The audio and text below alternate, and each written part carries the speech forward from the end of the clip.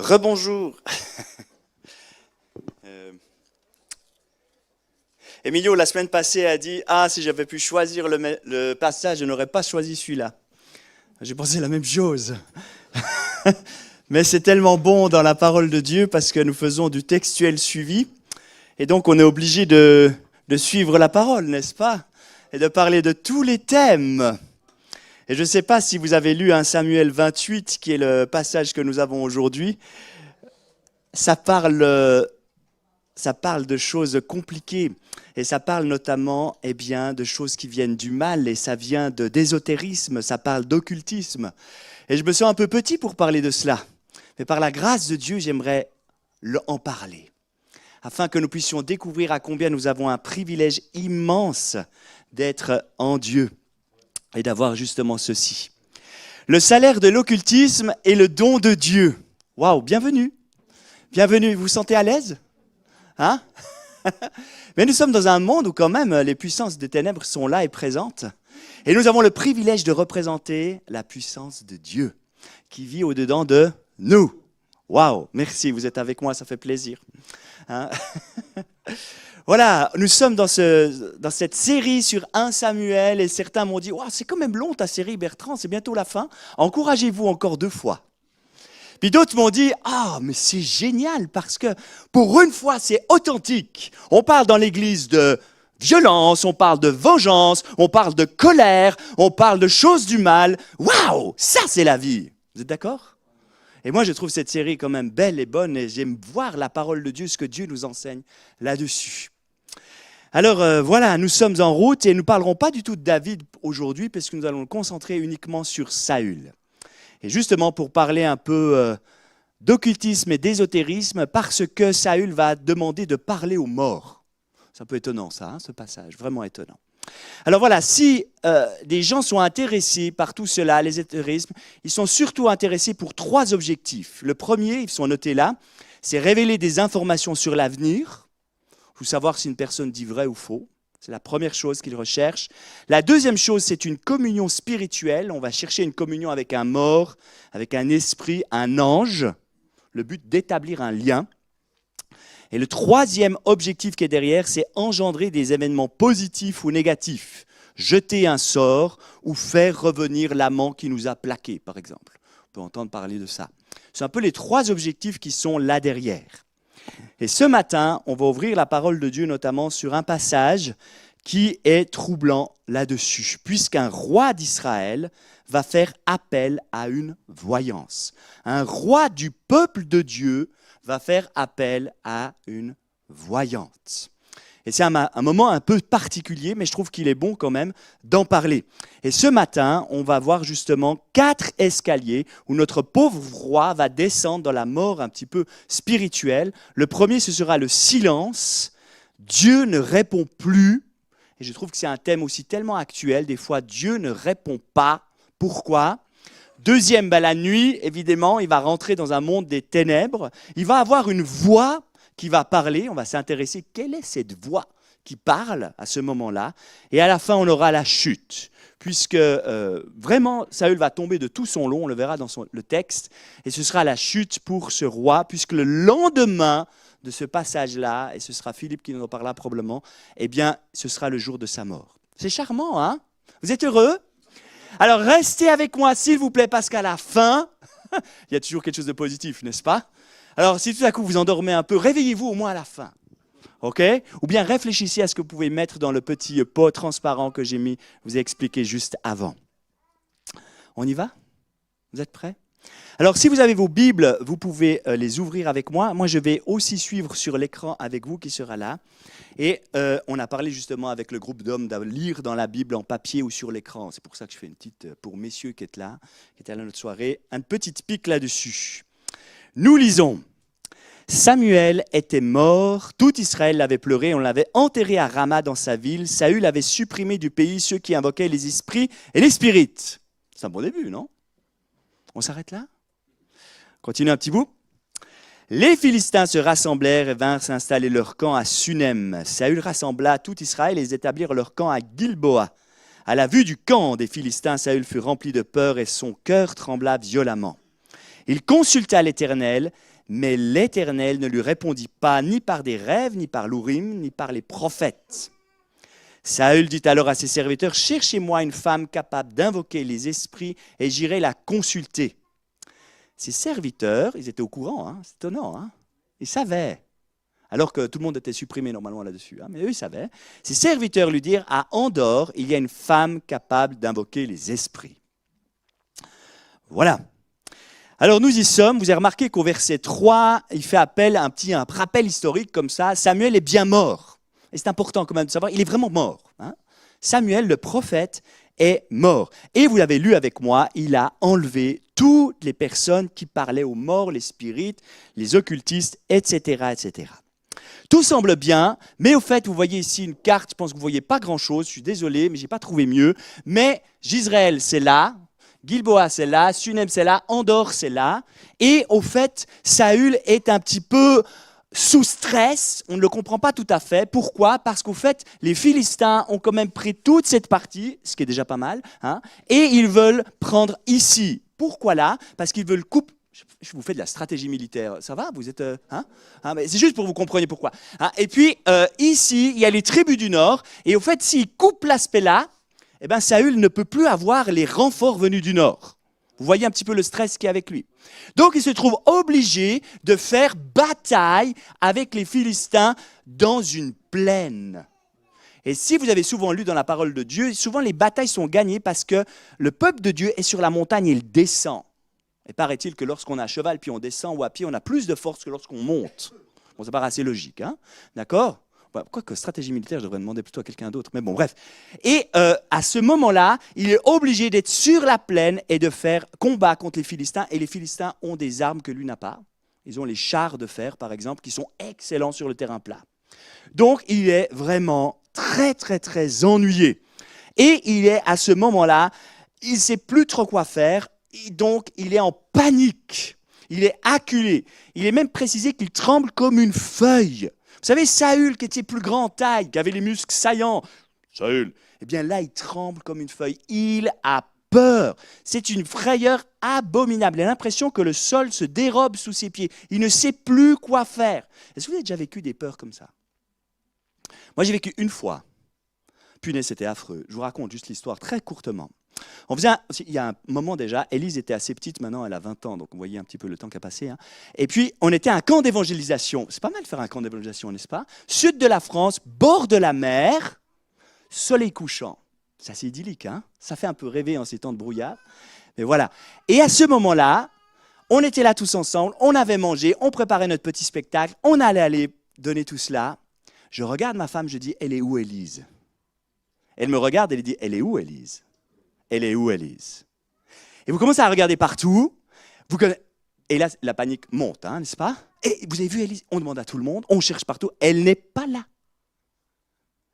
Et là, ça commence à travailler. Peut-être que quelqu'un l'a pris. Oh, quelqu'un l'a pris. Il y a quelque chose de très mal, les muscles qui vient là. Quelqu'un a touché à ma fille. Hein ? Seigneur, où elle est ? Et on commence à chercher partout. Et on ne la trouve pas. Et là, le stress monte. Et votre épouse, vous l'aimez beaucoup, mais là, elle vous regarde avec des yeux. Il faut faire quelque chose. Hein. Vous devez agir. Alors, on mandate tout le monde pour la retrouver. Et je me suis souvenu qu'il faut toujours aller à l'opposé du soleil parce que les enfants n'aiment pas courir en regardant le soleil. C'est logique, on aime mieux aller à l'inverse. Donc, on est allé dans cette direction. Et on l'a retrouvée 20 minutes après, toute joyeuse, en train de découvrir la vie. Waouh! Mais à ce moment-là, j'ai eu l'impression que tout se dérobait sous mes pieds. C'était l'horreur. Et j'ai jamais autant prié de ma vie. Il y a une deuxième fois avec le caté, mais ça, ils s'en souviennent. Pour ceux qui étaient là, c'est avec une rivière. Mais bref, ce moment-là, j'ai eu tellement peur. Et pour Saül, c'est ce qui se passe. Tout se dérobe. Il sait que son peuple est vraiment mal et qu'il en est le responsable et que c'est la catastrophe. Il fait donc appel à Dieu, comme moi je l'ai fait. J'ai prié, Seigneur. Moi, il m'a répondu, on a retrouvé Élise. Hein. Mais lui, rien. Personne ne lui parle. Bon, il s'est un peu tiré une balle dans le pied, parce que si vous vous souvenez, il avait fait massacrer tous les sacrificateurs. Vous vous souvenez de cette histoire ? Par Doeg l'Édomite. Je ne sais pas si vous avez oublié. Mais... Donc, il n'y a plus de sacrificateurs. Un peu ennuyant quand même. Hein? Et puis, le seul qui était rescapé, c'était Abiatar, qui était parti avec l'éphod et il est allé avec David. Donc, plus de possibilité de pouvoir parler avec Dieu. Et puis, c'est comme si vous étiez devant votre écran, vous dites, ce soir, on va regarder un film. Vous prenez la télécommande, vous essayez de mettre Disney Plus ou Netflix, je ne sais pas ce que vous avez, il n'y a rien, parce qu'en fait, le Wi-Fi n'est pas connecté. Non, vous verrez rien. Hein. Peut-être que vous avez vécu ce moment où vous êtes dans votre sofa, clic, clic, ça ne marche pas, clic, clic, ça ne marche pas, et on s'énerve. Et là, pas de communication, il n'y a rien. Et peut-être que ça nous fait des fois réfléchir, nous, pourquoi Dieu ne répond pas? Ça, c'est très compliqué, n'est-ce pas, quand ça arrive. Des fois, on lui prie, on demande avec même des chaudes larmes, je ne sais pas, mais Seigneur, réagis, fais quelque chose pour nous. Mais il ne répond pas. Ah oui, je vous ai mis un petit gag à côté. Là. Donc, et ça, c'est des fois très troublant. Et ça peut vraiment perturber des gens dans leur foi parce que Dieu ne répond pas. Et ils sont tentés d'aller voir quelque chose de plus facile. Ils sont tentés d'aller voir quelque chose où quelqu'un répond, où il y a quelque chose de visible, il y a quelque chose qui se passe. Ou alors on est tenté de dire, puisque c'est ainsi, je vais faire appel à ma raison et je vais faire quelque chose de raisonnable, je vais dire que Dieu n'existe pas. Il ne répond pas. D'accord ? Hein ? Et ça, c'est un aspect aussi qu'on peut retrouver des fois. Mais il y a une parole de Dieu qui dit que Dieu se révèle, je ne retrouve plus, voilà, Dieu fait grâce aux humbles, n'est-ce pas? Dieu fait grâce aux humbles. Et des fois, lorsque nous sommes en bas et que Dieu ne répond pas, rappelons-nous de ce verset, Dieu fait grâce aux humbles et résiste aux orgueilleux. Dieu répond toujours d'une manière, par une présence, un encouragement, de l'amour, mais cela n'enlève pas la souffrance. Vous êtes d'accord avec ça? Peut-être vous pensez dans votre tête, vous avez des situations où vous dites, mais Dieu n'a pas répondu. Peut-être Dieu n'a pas répondu comme moi j'aimerais. Et la souffrance est toujours là, ou la difficulté est toujours là. Et ça, c'est quelque chose de difficile. Mais Dieu est là, et il a ses promesses qui sont pour nous. Et Saül, lui, n'attend pas. Il décide d'aller voir quelqu'un qui va pouvoir lui parler. Et il cherche à parler à Samuel. Mais Samuel est mort. Donc il va faire appel à une sorcière, ou ce que vous voulez, pour faire appel à son ancien mentor, pour lui donner des conseils, parce que sa situation ne va pas du tout. Et il a peur, tellement peur de mourir. On arrive à la deuxième marche, la nuit. On va lire le verset 8 à 11. Alors Saül se déguisa, en enfila d'autres vêtements et partit avec 2 hommes. Ils arrivèrent de nuit chez la femme, de nuit. Saül lui dit, pratique donc la divination pour moi en invoquant un mort, en faisant monter pour moi celui que je t'indiquerai. Monter, donc du sol, monter. La femme lui répondit, tu sais ce que Saül a fait, la manière dont il a fait disparaître du pays ceux qui sont capables d'invoquer les esprits et les spirites. Pourquoi donc tends-tu un piège à ma vie? Veux-tu me faire mourir? Saül lui jura par l'Éternel. L'Éternel est vivant, il ne t'arrivera aucun mal pour cela. La femme demanda, que veux-tu que je fasse monter pour toi? Et il répondit, fais-moi monter Samuel. Donc Samuel est bien mort. Donc on fait appel à un mort. Et dans la loi de Moïse, on l'a lu aussi, Saül avait fait appliquer à la lettre, il avait fait enlever tous ceux qui faisaient appel à ceux qui parlent aux morts. Il y a plein de versets qui parlent là-dessus où Dieu ne veut pas que nous fassions de l'occultisme, Dieu ne veut pas que nous faisions appel aux morts. Il y en a plein. J'ai passé du temps à les lire, j'en ai sorti un seul du livre de Lévitique, que je vous lis maintenant.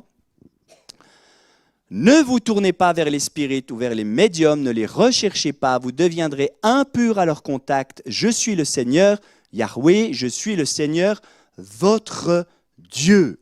Je crois que c'est assez clair, n'est-ce pas? Et il y en a dans Deutéronome, il y en a dans Nombre, il y en a plein. Dieu aimerait quelqu'un de bon et il veut nous protéger de cela. Vous avez remarqué que Saül se déguise. Vous avez vu? Il quitte les habits de sa royauté pour aller voir une voyante. Il y va de nuit. Vous avez peut-être vu sur la carte que ce n'était pas le village d'à côté. il y avait un risque aussi parce qu'il y avait des Philistins qui étaient déjà dans le territoire. Il prend vraiment beaucoup de risques. Et il va aller voir cette femme à cet endroit-là. Il y a aussi plein d'ironie dans ce passage. Vous avez remarqué? La femme lui dit à Saül, « Mais tu me tends un piège, tu sais que Saül veut me tuer pour cela. » Et qui en face d'elle? Saül. Saül dit, « Ne t'en fais pas, tout va bien. » Il ne dit pas qu'il est Saül, hein? C'est un peu ironique, n'est-ce pas? Et la deuxième ironie qui est là, c'est qu'il dit, « Au nom de l'Éternel, tout ira bien. » Et il utilise exactement ce mot-là dans le texte. Vous imaginez l'ironie? Alors que dans le texte de Lévitique, vous voyez le désespoir de cet homme. Hein? Et il arrive à ce moment-là. Vous savez, c'est vraiment totalement ironique. C'est comme si un pasteur ou quelqu'un prenait la parole devant l'église et dit « Ne mentez pas, soyez attentifs, ne faites pas ça, ne mentez surtout pas. » Et il jure au nom, en mettant la main sur la Bible comme ça, qu'il ne mentira pas, et il ment. Hein? C'est faites ce que je dis, mais pas ce que je fais. C'est vraiment ça, cette parole qu'elle a. On peut penser des fois à certaines personnes dans notre gouvernement qui disent de belles théories, mais ne font pas ce qu'ils disent. Hein? C'est vraiment cet aspect-là. Faites ce que je dis, pas ce que je fais. Alors, on peut se dire, bref, c'est facile de dire, c'est toute la faute de Saül, hein, tu as vraiment fait mal, on voit dans la parole, tu aurais dû suivre. Mais je vous propose une petite parenthèse. C'est une parenthèse, ok? Hein? Petite parenthèse ensemble. Sur cet aspect-là, sur l'aspect de l'occultisme, est-ce que vous ne trouvez pas que nos médias de masse n'ont pas érigé depuis longtemps l'occultisme comme un élément normal, naturel de notre vie, un élément banal? Vous êtes d'accord avec ça? J'ai appris dernièrement que la chanson la plus chantée lors des mariages, en France et en Suisse, vous savez laquelle c'est? Les démons de minuit. Et toute la famille, la belle famille, danse à la fin du mariage sur les démons de minuit. Youhou! C'est une belle bénédiction de mariage, vous ne trouvez pas? C'est incroyable. Et quand on regarde plusieurs de nos films, ou quand on regarde peut-être certains jeux aussi, j'ai pensé à Zelda, où on envoie des sorts, ou bien on regarde, oh ça c'est vieux, hein, La sorcière bien-aimée. Vous vous souvenez de ça? C'est vraiment vieux, hein, d'accord? Désolé, ouais. Hein? Ou peut-être vous pensez à, je sais pas, Harry Potter, ou bien on peut penser à d'autres choses. Ah, même Stitch, dans les Disney actuellement, vous avez peut-être vu cette poupée, hein, qui veut dire suturé, d'accord, ça vient un petit peu de vaudou, mais etc. Tout ça semble très joli, très doux, n'est-ce pas? Hein? Parce qu'en fait, la sorcière bien-aimée, elle est quand même sympa. Elle fait du bien.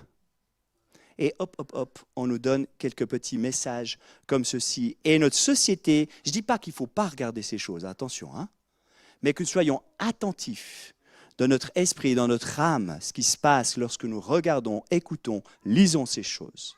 Je ne dis pas, ne dites pas, oh là là, le pasteur dit qu'il ne faut rien faire. Non, non, j'aimerais que nous soyons intelligents, que nous soyons aussi bien conscients que le Seigneur habite en nous et que nous voulons le suivre.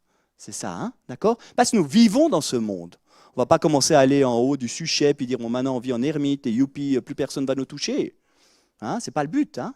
D'accord? Nous vivons dans ce monde. Mais notre société vulgarise ce genre de choses. J'ai fermé la parenthèse, mais je trouvais quand même important d'en parler. Alors évidemment, chez Saül, c'est assez chargé. Hein? Bon, lui fait quand même appel aux morts. Hein? D'accord? Et il va donc faire appel aux forces occultes. Alors, on m'a prêté ceci, j'ai trouvé très intéressant, si jamais, Campus pour Christ a fait une brochure, ça date un peu, ésotérisme et spiritualité. Et si, à un moment, vous êtes dans, j'ai trouvé 3 filtres vraiment très intéressants que j'aimerais vous donner maintenant.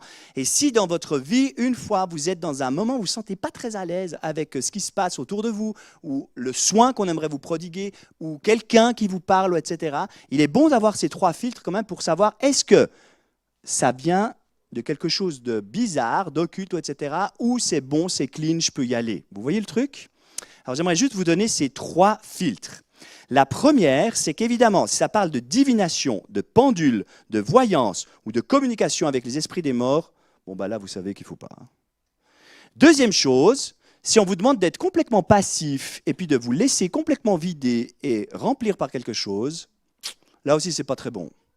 Et la troisième chose, le troisième filtre, c'est est-ce qu'il y a un transfert d'énergie? Est-ce qu'on va vous transmettre quelque chose de bon, une bonne énergie, etc. C'est pas bon non plus. Je voulais quand même vous dire ces 3 filtres que j'ai retrouvés dans cette brochure que j'ai trouvé très, très intéressant. Parce que l'occultisme aimerait vous faire peur. C'est la peur qui est là, qui nous incite à aller plus loin là-dedans. La 3e marche, eh bien, c'est la voix, celle qui annonce la mort. Alors, je vais lire le verset 12 à 14 et je vais passer directement au verset 19. Lorsque la femme vit Samuel, elle poussa un grand cri et dit à Saül, « Pourquoi m'as-tu trompé? Tu es Saül. » C'est assez incroyable. La femme, elle se rend compte. Saül pas. Mais la femme se rend compte à ce moment-là. Le roi lui dit, « N'aie pas peur. Dis-moi plutôt ce que tu vois. » La femme dit à Saül, « Je vois un Dieu monter de la terre. » Il lui dit, « Quelle est son apparence ?» Elle répondit, « C'est un vieillard qui monte et il est enveloppé d'un manteau. » Saül comprit alors que c'était Samuel, et il s'inclina le visage contre terre et se prosterna. On passe directement au verset 19. À ce moment, cet esprit où Samuel donne la conclusion de cela et dit « L'Éternel livrera même Israël avec toi entre les mains des Philistins. Demain, tes fils et toi, vous serez avec moi, et l'Éternel livrera le camp d'Israël entre les mains des Philistins. » J'essaie de m'imaginer la situation.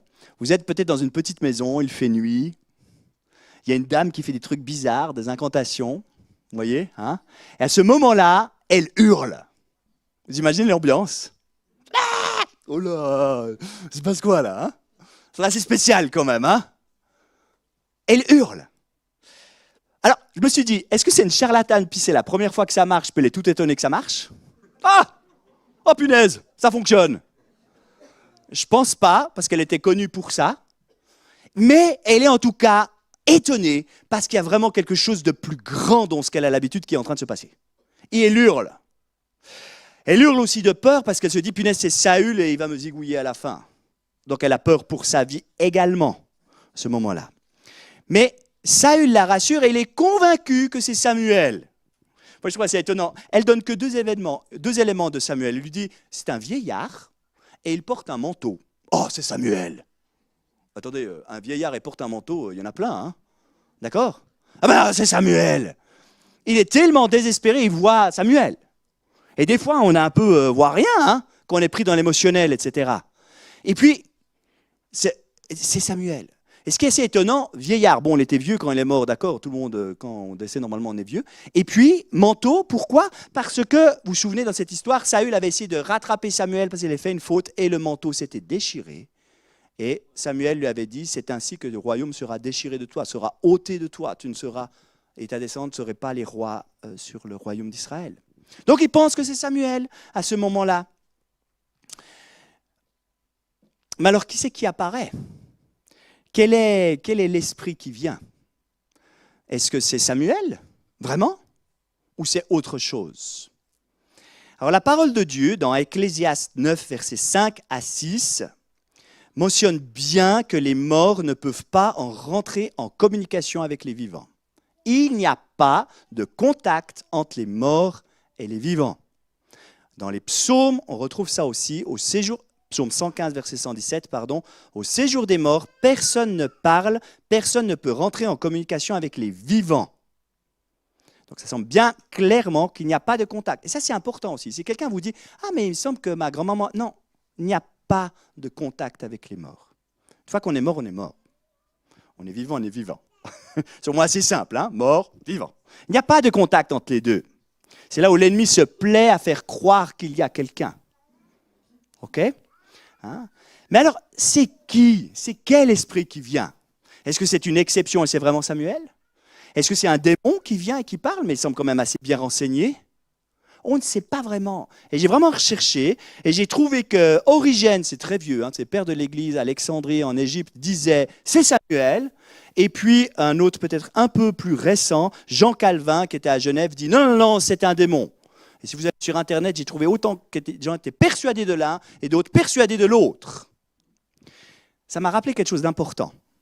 Lorsque l'ennemi est là, il fait tout pour que ce soit enténébrant, obscurcissant. Je trouvais pas mal mon mot, enténébrant. Je ne sais pas si c'est français. Enténébrant. Il fait tout pour que ce soit, on ne sait pas vraiment. Vous voyez? Mais en tout cas, là, il se passe quelque chose de grave. Et l'Écriture reste claire sur le fait qu'il n'y a pas de contact avec le monde des morts.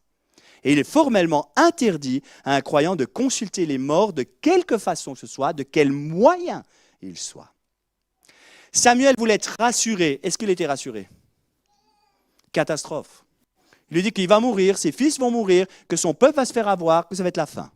Super message, hein? Catastrophe. Et on voit que vraiment, l'occultisme amène la peur. Amène la peur et la mort. Donc on arrive à notre dernière marche, c'est justement la chute. Saül s'effondre, loin de la vie. C'est le verset 20 à 25 qui nous est noté là. Alors Saül était très grand en taille et il va tomber de tout son long. J'ai vécu ça une fois je donnais mon sang. Hein, et il y avait un mec super grand, là, 1m95, bien baraque, qui arrive vers moi et me dit « Il ne faut pas attendre les 15 minutes, tu peux te lever tout de suite. » Vous savez, avec le machin là, j'attends mon sneakers, hein, mon Mars qu'on vous donne à la fin. Et le mec, boum, il a versé. En plus, il a versé sous l'étagère, et lorsqu'on l'a tiré, il était blanc de poussière, tu vois. Allez, ben voilà, hein, c'est joyeux cette histoire. Mais lui, ça, il est tombé de tout son long, vraiment, boum, parce qu'il n'avait pas mangé. Alors, la dame qui se dit, pour finir, moi, c'est bon, je suis en vie, elle lui propose un petit sandwich, un petit morceau de pain, nous dit l'Écriture. Puis comme il semble accepter, alors elle y va, elle fait le festin total, elle tue le veau gras. Alors vous savez, le veau gras, c'est la grosse fête, hein, d'accord? Elle fait un repas royal pour le roi qui est là. Alors, bon, on lit ceci, puis on se dit, bon, c'est pas si grave que ça, mais au fait, le pire dans ce passage, c'est pas que Saül ait consulté un mort, mais c'est qu'il ait mangé avec la sorcière. Il est mangé avec la personne qui pratique l'occultisme. Pourquoi? Pendant la culture hébraïque, manger avec quelqu'un signifie rentrer en communion avec lui. Et c'est pour ça qu'on mange la scène, la sainte scène. On est en communion, les uns avec les autres et avec notre Seigneur, en mémoire de ce qu'il a fait pour nous. Et Saül, à ce moment-là, a mangé. Il aurait pu partir. Il est resté. Et il a mangé avec. C'est comme s'il voulait dire, je rentre en communion avec toi, avec cette sorcière qui pratique les forces occultes. Et la Bible dit que nous ne pouvons pas manger à la table du Seigneur et à la table des démons. On ne peut pas. Et Saül fait cela à ce moment. Et il y a un choix radical à opérer. Nous ne pouvons pas verser dans un syncrétisme malsain. C'est quoi syncrétisme? C'est très à la mode. Hein? C'est que tu prends un petit peu de tout ce qui t'arrange dans la religion, puis tu fais ta propre religion. D'accord? Ah, ça c'est intéressant. Ça, je prends. Non, ça c'est pas bien. Ah, ça c'est bien. Hein? Et vous faites votre propre. Voilà. Dans un syncrétisme malsain, il y a vraiment quelque chose de radical. Il n'y a pas d'un côté ou de l'autre. Non, il n'y a pas de milieu. Il y a d'un côté ou de l'autre. Le salaire de l'occultisme, c'est la peur. Et le salaire du péché, c'est la mort. Mais le don gratuit de Dieu, c'est la vie éternelle en Jésus-Christ. Lorsqu'il nous faut prendre une décision importante, où c'est qu'on demande conseil? Lorsque l'avenir est incertain, où c'est que l'on peut être rassuré? Vers qui se tourner? En tant que chrétiens, nous croyons que Dieu s'est tellement soucié de notre avenir éternel qu'il n'a pas envoyé un horoscope. Il n'a pas envoyé une voyante, mais il a envoyé son propre Fils, Jésus-Christ, par amour pour nous. C'est lui qui l'a envoyé pour nous parler, afin que nous puissions être réconciliés avec lui. C'est extraordinaire, non? C'est ça qu'il a envoyé. Et ce Fils a vécu une vie parfaite que nous ne pourrons jamais vivre, et il est mort d'une mort bien plus terrible que celle de Saül, alors que lui, il était le vrai roi. En ce jour-là, Jésus est mort pour nos infidélités, pour tous nos compromis, pour nos mélanges, pour nos syncrétismes et même pour nos occultismes. Il peut nous libérer de cela. Nous avons cette vie avec lui parce que Jésus est descendu dans la mort et il en est remonté. Il est vivant. La mort n'a pas pu le retenir. Et ça qui est tellement beau, je suis à la fin de mon message, mais c'est tellement beau. C'est quand on voit la mort et qu'on voit l'occultisme, nous voyons la vie en Jésus-Christ qu'il nous offre. Oh, j'ai envie de dire amen, je ne sais pas pour vous, mais c'est tellement beau, hein? C'est extraordinaire. Et Jésus dit dans Apocalypse 1, verset 18, « J'étais mort et voici je suis vivant au siècle des siècles. Je détiens les clés de la mort et du séjour des morts. » C'est lui qui a la clé. Il en est la clé. C'est pour ça qu'on dit qu'il est le chemin, la vérité et la vie. Alors, ce matin, si on a une décision importante à prendre, nous n'avons pas besoin de consulter les morts. Nous n'avons pas besoin de faire appel à quelqu'un qui va nous aider à cela. Mais nous pouvons faire appel à celui qui est mort et ressuscité. Pour nous. Lorsque notre avenir est incertain, nous pouvons nous rappeler que Jésus-Christ nous a assuré un avenir éternel. La résurrection de notre corps, le renouvellement de notre âme, une espérance éternelle, le monde à venir. Il n'y a pas de crainte face à ces choses-là. Pourquoi? Parce que l'amour parfait bannit la crainte. Il est là. Vous voyez, quelle grâce incroyable. Il est avec nous. Nous n'avons pas besoin de nous tourner vers des sources occultes, par ailleurs mensongères, pour obtenir des informations nécessaires. Il est là avec nous. Mais encore une fois, ça n'empêche rien que des fois on demande à Dieu, on a l'impression qu'il ne nous parle pas. Et que des fois on a des moments de solitude et de désert. Mais rappelons-nous qu'il est là. Ne tombons pas dans le piège en disant « Ah ben je vais demander un petit peu d'aide à côté ». Mais gardons confiance en celui qui peut tout. Alors pour nous rappeler de cette vie, nous allons prendre la scène. Nous allons rentrer en communion. Mais pas comme Saül, hein. Alors désolé, ce n'est pas le veau gras. Hein. C'est un petit sandwich. C'est du pain et fruits de la vigne.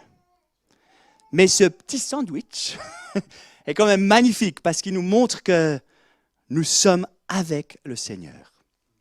Alors si vous êtes d'accord, je vais vous demander de fermer les yeux. Je vais vous donner juste quelques indications sur la scène et que vous puissiez réfléchir. Vous n'êtes pas obligé, hein, si vous aimez bien avoir les yeux ouverts pour contrôler ce qui se passe. Vous avez le droit. Mais pouvoir fermer et réfléchir à ces choses. Le privilège de connaître le Dieu vivant, de connaître Jésus, son Fils, mort et ressuscité, pour nous offrir la vie. D'avoir le Saint-Esprit qui vit en nous, qui nous conduit. De savoir que Jésus nous offre la vie, la vraie vie, pleine et abondante. Il nous appelle à sa table. Il dit que tout est prêt. Nous pouvons être en communion avec lui. Sa table aujourd'hui, ce matin, c'est la Sainte Seine que nous allons prendre ensemble. Ce repas que Jésus a partagé avec ses disciples. Lorsqu'il a dit « Prenez, ceci est mon corps », lorsqu'il parlait du pain. Où il a dit « Prenez, ceci est mon sang » lorsqu'il parlait du fruit de la vigne, qui sera versé pour vous, pour le pardon de vos péchés. Nous sommes par la foi ses disciples et nous pouvons manger son pain en rappel de son corps brisé à la croix et de son sang qui a coulé, qui nous rappelle une alliance aussi entre nous, son peuple, et lui. Vous connaissez toutes ces choses, n'est-ce pas? On les rappelle. Mais elles sont tellement belles à la lumière de ce qu'on a vu des ténèbres avec Saül, n'est-ce pas? Vous pouvez rouvrir les yeux si vous voulez. Mais, n'est-ce pas? Et c'est lorsqu'on voit la force des ténèbres que la puissance de Jésus-Christ est tellement plus belle. Et ça, c'est vraiment un encouragement pour nous tous. Alors, on va prendre la scène ensemble. Je vais vous demander de vous lever, d'aller soit ici ou soit là-bas, de prendre du pain, du vin qui est à l'extérieur ou du jus de raisin qui est au centre. Et puis de, dire « Seigneur, je veux rentrer en communion avec toi. Ce matin, je ne veux pas toucher à tout cela. Non, je vais être avec toi. Garde-moi intelligent, sage, pour savoir ce qu'il faut faire. » Et puis si tout à coup dans votre cœur vous dites « Mais il y a des choses qui ne sont pas claires, qui ne vont pas bien. Il faut que je mette ça en place devant Dieu. » Et que vous aimeriez prier pour cela. Venez nous voir, soit Béatrice ou moi, et on prie pour vous. C'est tellement important. Ne laissez pas passer le temps. C'est aujourd'hui. Faites-le maintenant. D'accord? Et pendant ce temps de scène, il va de nouveau avoir le chant « Adorons Jésus ». Nous levons nos mains pour lui rendre gloire. Il est le chemin, il est notre espoir. Vous n'êtes pas obligé de chanter. Si vous voulez chanter tout votre cœur, faites-le. Si vous voulez prier, être dans la reconnaissance, faites-le. Vous êtes libre pendant ce moment-là. Mais c'est un temps, vous, nous, avec le Seigneur, d'être en communion avec lui. Et il nous appelle à sa table. Le Dieu des dieux, qui a tout fait, qui vous a créé, qui m'a créé, nous appelle. Waouh! Quelle joie, n'est-ce pas? Alors volontiers, si l'équipe de louange peut revenir, on va chanter ce chant. Et puis, que vous puissiez simplement vous lever, prendre du pain et ici aussi à l'autre table. Vous êtes libre d'y aller lorsque vous le désirez.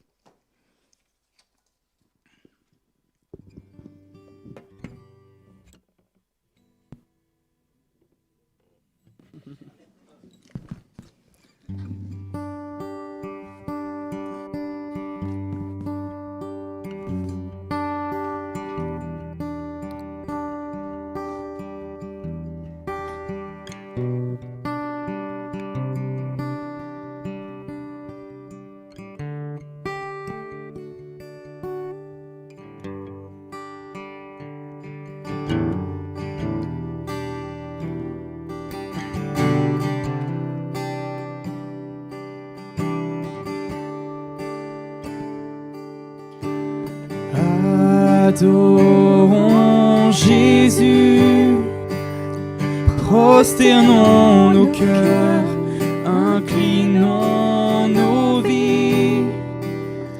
Il est le Sauveur, amour infini.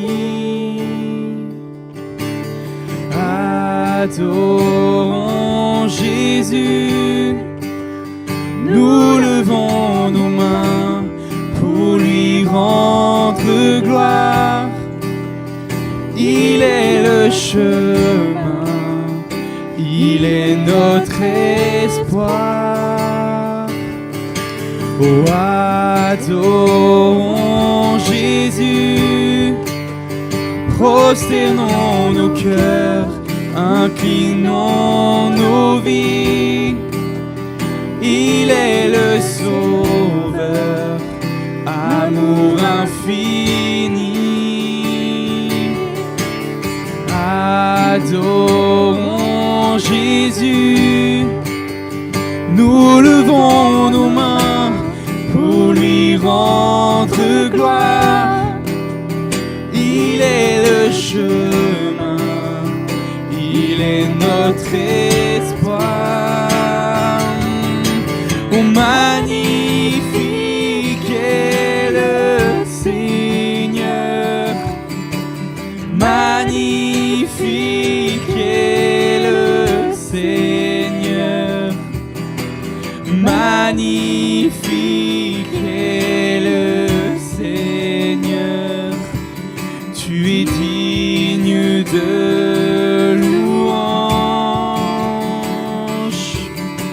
Magnifique est le Seigneur, magnifique est le Seigneur, magnifique est le Seigneur, digne de louange. Adorons Jésus, prosternons nos cœurs, inclinons nos vies. Il est le Sauveur, amour infini. Adorons Jésus, nous levons nos mains pour lui rendre gloire. Il est le chemin, il est notre espoir.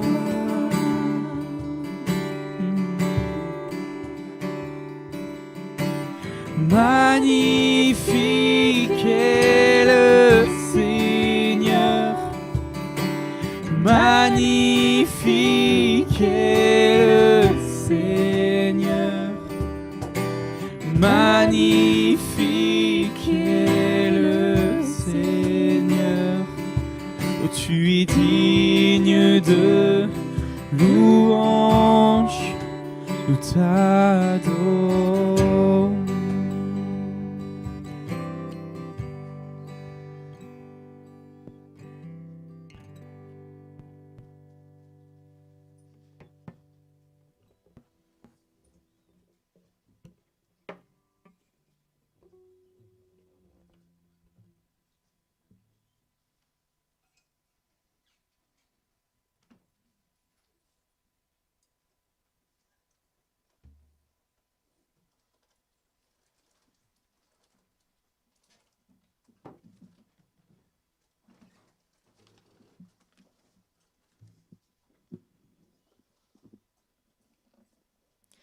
Merci Seigneur pour ton sang précieux versé pour nous. Merci pour ton corps brisé pour nous. Et merci parce que c'est l'assurance de notre salut. Dans le beau nom de Jésus. Amen. Alors, je vais commencer par faire passer les aumônières et j'ai une super nouvelle. Les offrandes sont remontées. Gloire à Dieu. Et puis, comme on est très heureux, eh ben, on va donner encore plus.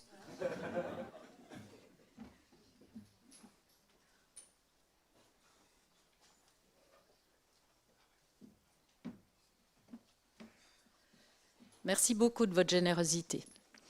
Et puis, Noémie, si tu veux bien venir nous parler de Minicelle, c'est elle qui aura le flash mission ce matin. Alors, bonjour à tous. Donc, pour Minicelle, je vais juste présenter un petit peu qu'est-ce que c'est Minicelle. Donc, Minicelle, c'est un groupe d'éveil à la foi pour les enfants qu'on a de 0 à 3 ans environ. Après, il y a des enfants plus âgés qui viennent. Comme on fait un mercredi sur 2, il y a aussi des enfants des 1P qui viennent avec leurs parents.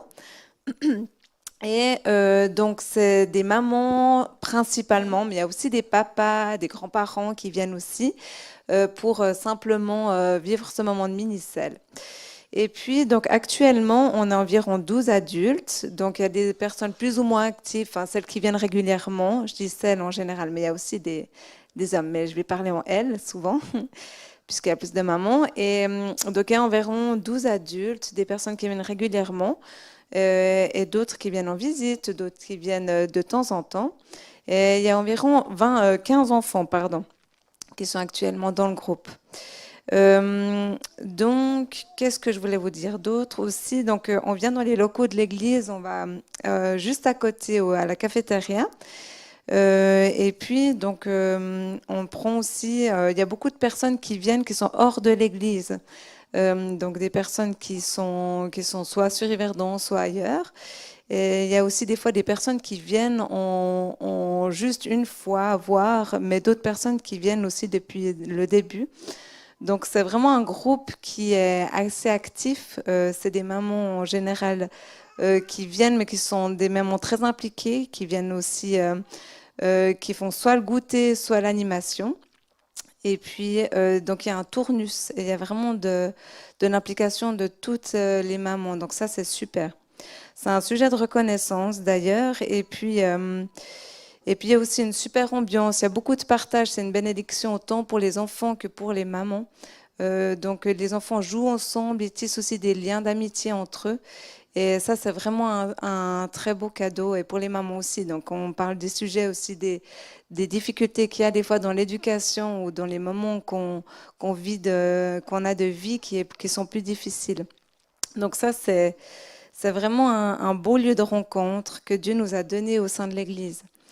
Et je voulais aussi donc il y a des défis aussi. Si des personnes ont à cœur des fois à prier pour Minicelle, c'est déjà super. Merci beaucoup, on vous en remercie.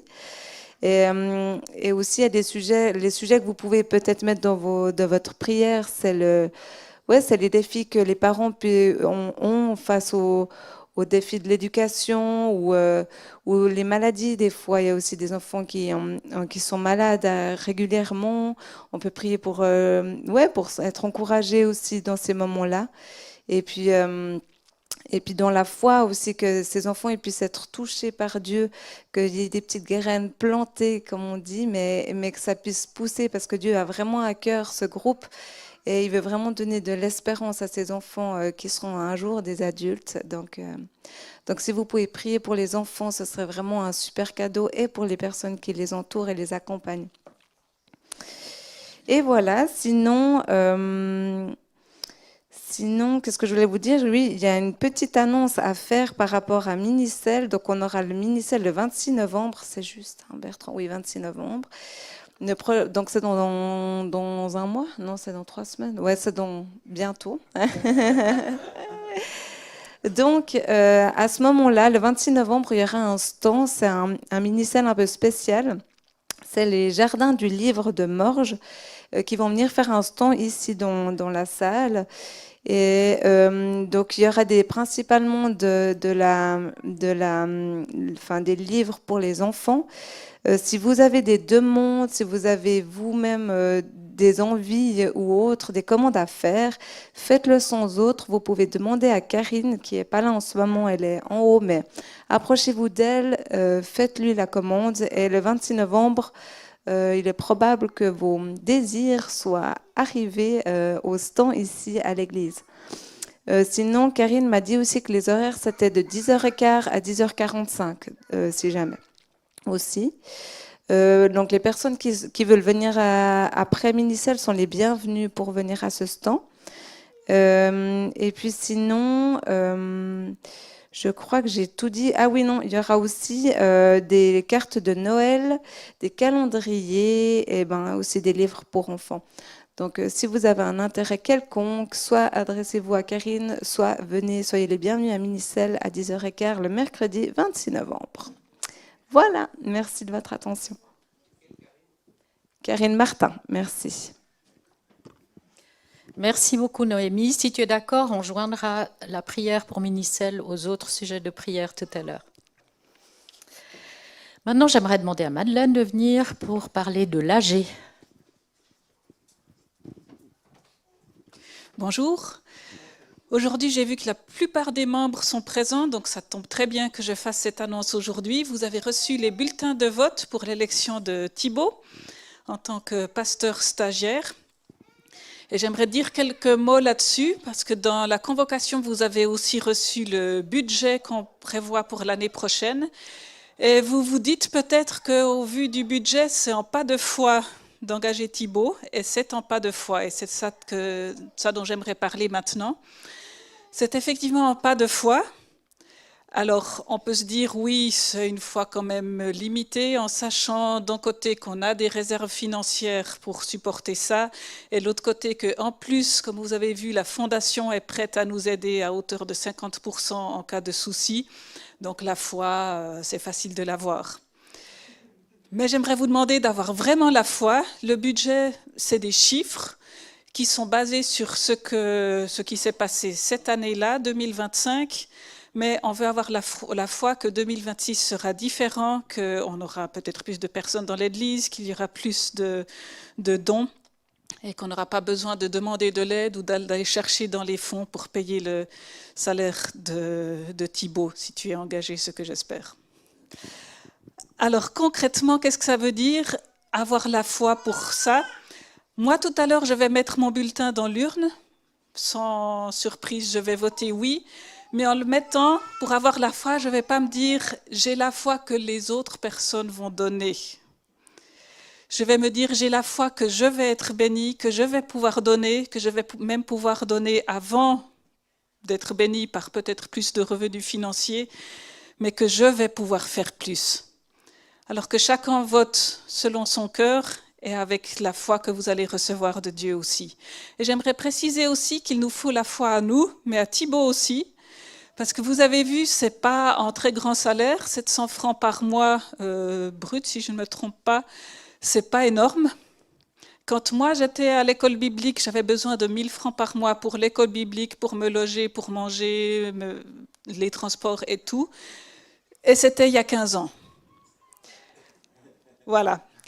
Donc, pour lui aussi, c'est un pas de foi. Il a dit, malgré tout, je suis d'accord, je continue avec cette envie de rejoindre l'Église en tant que pasteur, en tant que stagiaire, ça y est, je cherchais le mot. Et voilà, c'est ce que je demande à l'Église, ce pas de foi. Dans le conseil, on y croit vraiment, on pense que c'est possible et on a reçu la bonne nouvelle tout à l'heure par Béa, que les finances vont mieux et moi je crois que ça va continuer. Voilà, c'était le message du conseil. Merci Madeleine. Alors, il y a pas mal d'annonces ce matin. Les paquets de Noël, si vous n'avez pas encore fait votre paquet, il y en a déjà des magnifiques là-bas. C'est jusqu'à dimanche prochain. Après, c'est trop tard. Vous pouvez me le donner à moi, mais ce ne sera pas le même effet. Discutons-en. On en a parlé. Bertrand nous en a parlé au début, donc je rajoute rien de plus. Je ne pense pas que vous avez eu le temps de réfléchir à ça pendant le culte, parce qu'on était pris. La fête de Noël du groupe des dames ou du groupe Bethany aura lieu le 11 décembre. Chaque dame de l'église est la bienvenue. Même si vous ne faites pas partie du groupe Bethany, vous pouvez venir avec plaisir au petit déjeuner de la fête de Noël du groupe de dames. Mais si vous venez et que vous ne faites pas partie habituellement du groupe, il faut vous inscrire auprès d'Elisabeth Peter-Schmidt qui va se lever parce qu'il y a peut-être des gens qui ne te connaissent pas. Merci Elisabeth. Voilà. Vous avez vu, c'était rapide. Parce que c'est quand même important pour l'intendance de savoir combien il y aura de personnes. Si vous venez et que vous n'avez pas de croissance, c'est quand même dommage. Biscuit Bible, ça aussi c'est une magnifique nouvelle. 30 personnes dans le quartier ont reçu des Bibles et ont demandé une visite. Alors l'idée, c'est qu'on fabrique des biscuits. Alors c'est de nouveau le groupe de dames qui s'est engagé à ça.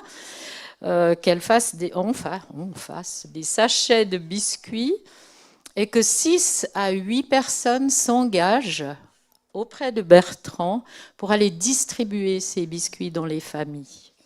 Et cette distribution se fera le 9 décembre. La pièce des fabricants de joie, Un coin de ciel, que Marjo a déjà présenté l'année dernière, aura lieu de nouveau. Ah, c'était dimanche passé? Non, mais l'année passée, ils ont déjà fait ce spectacle-là, je crois. Alors, il y a les dates des représentations, 29 novembre à Genève, le 6 décembre à Crissier et le 13 décembre en Alsace.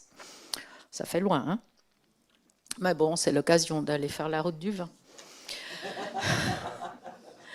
Les Kids Games 2026 auront lieu à Grandson la dernière semaine des vacances scolaires, entre le 9 et le 14 août. Et il y a besoin d'aide au comité et il y a besoin d'un responsable de sport. Alors, si vous vous sentez appelé par cela, il y a des grands sportifs dans notre église. Je ne les regarde pas, mais voilà. Je vous rappelle aussi les soupes de la gare qui auront lieu le 22 décembre.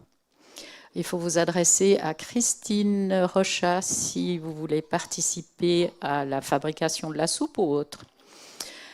Voilà, je passe maintenant aux sujets de prière qui sont quand même les plus importants. On n'oublie pas Minicelle qui a été présenté par Noémie. On n'oublie pas l'AG et la réflexion par rapport à Thibaut. On prie pour les personnes âgées qui viennent plus à l'église. Simone, Pierre, Charles-Henri, Janine, puis aussi pour nos personnes âgées qui viennent à l'église, André, Daniel et d'autres, j'espère que j'oublie, Daniel, Rachel, enfin voilà, on vieillit tous, mais on a besoin de prière des uns et des autres pour vivre ce temps de l'âge. On continue de prier aussi pour Sylvie Carrel. Je ne sais pas si vous savez, mais elle demande vraiment maintenant que le Seigneur vienne la rechercher. Elle souffre beaucoup et son désir est de partir. On peut prier aussi pour le Noël de l'Église le 14 décembre, qui aura lieu ici, dans une certaine intimité. On prie aussi pour nos pasteurs, leurs familles. On joint Thibaut aussi. Et puis, ces familles à visiter suite à la distribution des Bibles dans le quartier. Il y a beaucoup de sujets. Si vous voulez en prendre un ou deux, peut-être 3 personnes prient et puis je terminerai. Voilà.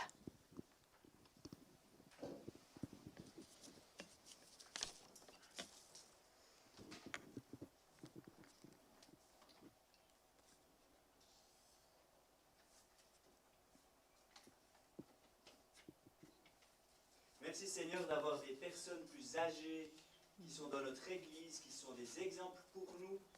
Et c'est vrai, les années passent et des fois on perd des capacités physiques. Seigneur, nous les remettons dans la prière devant toi. Béatrice a mentionné tous ces prénoms. Et Seigneur, veuille leur faire du bien. Nous sommes tellement heureux de les avoir, de profiter de leur sagesse. Alors, en retour, veuille les bénir et les accompagner dans leur journée. Dans le nom de Jésus. Amen. Amen. Merci Seigneur pour Minicel et pour tous ces enfants, Seigneur, qui peuvent entendre parler de toi, Seigneur, qui entendent que ce qu'ils reçoivent là à Minicel, Seigneur, ça soit une bénédiction pour leur vie future, ça puisse s'ancrer dans leurs cœurs qui sont précieux. Seigneur, je te prie de les garder et de les protéger. Amen. Amen.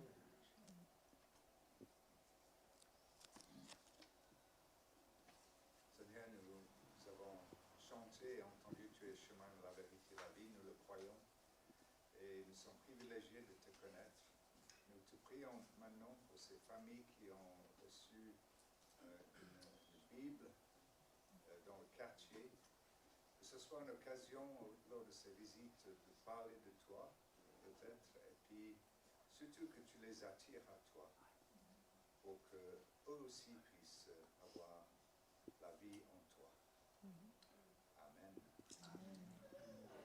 Seigneur Jésus, nous t'apportons ce matin Sylvie Carrel, là où elle est, Seigneur, que tu sois avec elle, que tu la soutiennes encore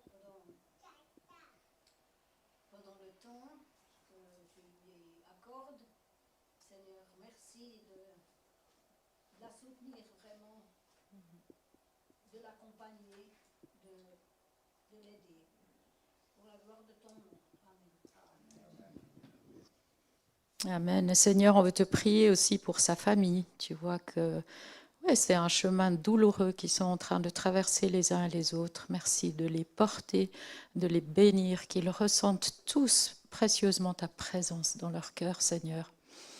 On te prie aussi, Seigneur, pour la fête de Noël, de l'Église qui se prépare. Merci aussi de préparer ce temps de soupe à la gare qui permettent des contacts.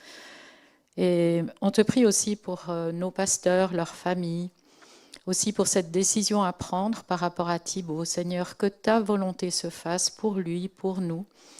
Merci aussi, Seigneur, pour la générosité des uns et des autres. Merci parce que les finances vont mieux. Et continue, Seigneur, à susciter en nous des cœurs généreux. Merci de bénir cette semaine aussi pour chacun d'entre nous. Aussi pour ceux qui étaient derrière leur écran. Non, il n'y avait pas d'écran aujourd'hui. Non. Merci Seigneur de bénir chacun, ceux qui ont pu venir ici au culte et puis ceux qui n'ont pas pu venir pour différentes raisons. Au nom de Jésus. Amen. Et Bertrand, si tu veux venir. Merci beaucoup. Merci à Olen pour la technique. Je crois que c'était la première fois que tu étais derrière les écrans. Merci beaucoup. Merci Yann pour la louange, pour ceux qui s'engagent pour la jeunesse, Zoé, les cadets et toute l'équipe École du Dimanche, puisqu'ils préparent déjà la fête de Noël. Ça fait toujours bizarre de dire qu'ils préparent la fête de Noël, vous ne trouvez pas? Enfin bon, le temps file. Hein. Voilà. Emilio, dimanche passé, avec force et vigueur, avait dit qu'il y a toujours les questions à disposition. Elle avait mandaté même son frère pour le faire. Elles sont là, elles sont à disposition. Je les mettrai simplement à la sortie si ça vous intéresse de creuser un petit peu plus ce passage d'un Samuel 28.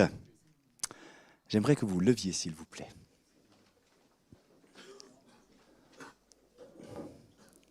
Voilà, je termine par un verset en bénédiction avant de vous souhaiter un tout bon dimanche et de profiter du soleil qui est là. Youpi, hein? Voici le verset, Psaume 34, verset 9. Goûtez et voyez combien l'Éternel est bon. Goûtez et voyez combien l'Éternel est bon. Heureux l'homme, et la femme évidemment, hein, qui cherche refuge en lui. Amen. Soyez bénis, un tout bon dimanche et une belle semaine à vous. Au revoir. Enfin, au revoir. Bon dimanche.